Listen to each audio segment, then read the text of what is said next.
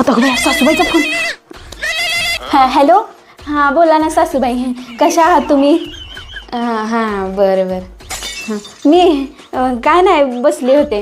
हां हो हो शिकते ना, काम पण शिकते की. हां आमच्या इथं कशी जास्त माणसं नाहीत ना, दोघं तिघंच आहेत.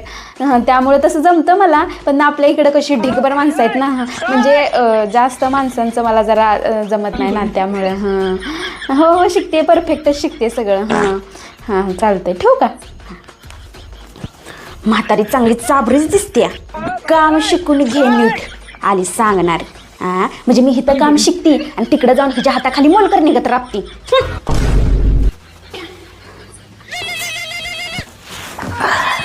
अरे देवा सासूचा फोन. काय रे देवा, ही मला सुखानं झोपू सुद्धा दे नाही. हॅलो. हां बोला ना आई. हो हो झोपतच होते. झालं ना, झालं जेवण.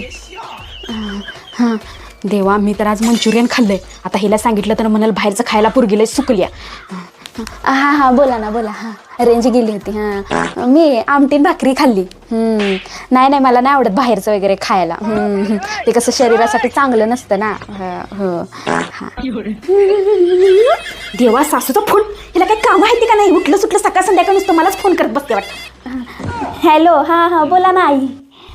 हातपाय दुखायला लागले ते, लय काम केलं म्हणून. अगं बया, जरा तेल बिल लावून मालिश करा की. हां राहतील मग. हां हां हां हां होय होय, मी आल्यावर तुम्हाला आरामच करायचा आहे की. चालतंय, ठेवू का? लेकाचं लगीन व्हायचं म्हणल्यावर बरोबर हिचा हातपाय दुखायला चालू झालं वाटतं. सून घरात यायचं म्हणल्यावर आयतं बसून खायचा प्लॅन बरोबर करायला लागले ही म्हातारी. हां माझ्या जीवावर बसून खात्या, तू आल्यावर मी आरामच करणार की. कशी आराम करत्या मी आधी बघतीच की. नुसतं माझं लगीन होती नाही, हिला सुतागत सरळ केली तर मी आधी नावाची स्वाती नाही. परत आयुष्यभर हिचं कधी हातपाय दुखणार नाहीत. कोण कुणाच्या जीवावर बसून खाते मी आधी बघतीच.